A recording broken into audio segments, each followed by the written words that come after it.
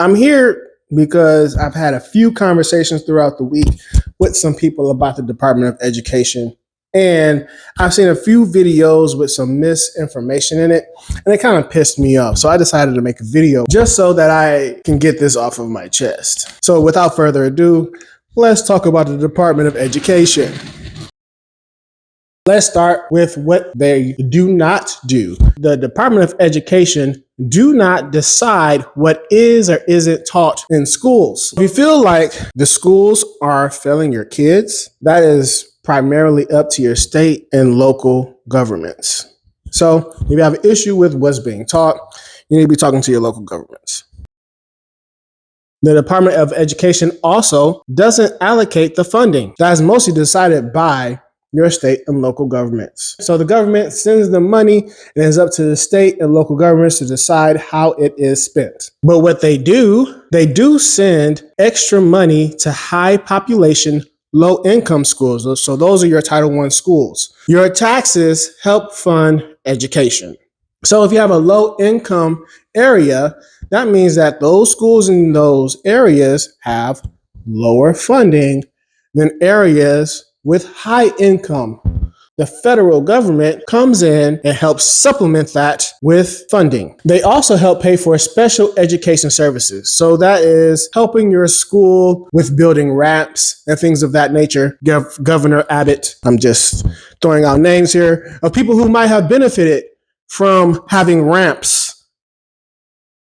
They also help fund career and tech education. They also help with loans and grants for higher education. So when you fill out your FAFSA forms, they're the ones who help fund those Pell Grants and those loans. As a matter of fact, most of the Department of Education's funding is used towards these services. The Department of Education is also responsible for investigating civil rights violations. So they're the ones who are going to go into the schools and hold them accountable. They also fund education research. So basically, they're responsible for understanding where our school system is on a national level.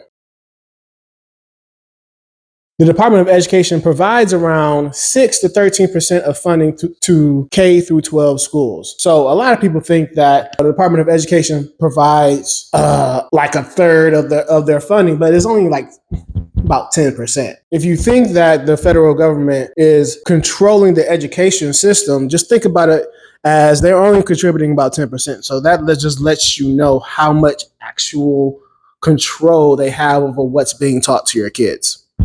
And the Department of Education is also responsible for enforcing laws passed by Congress. So again, that goes along with the civil rights violations and things of that nature. So they're just making sure that these schools are being held accountable and that they're following the law set by Congress. And because they provide supplemental funding for Title I schools, they also make sure that these Title I schools have test-based accountability. Again, this is just to make sure that they're meeting the minimum standards of education. And because they're providing extra funding, they want to make sure that their money is being used appropriately. And that's generally it. That's what the Department of Education does in a nutshell.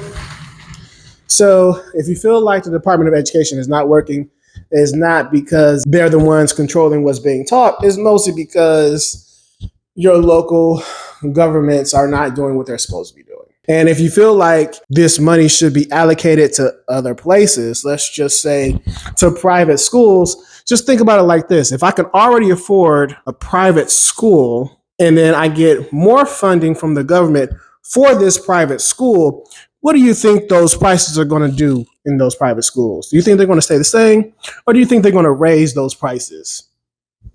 The Department of Education is there to help supplement those people in low income areas. So what they're essentially trying to do is take these fundings for these low income people and transfer it to these people who can already afford these private schools. Think about that.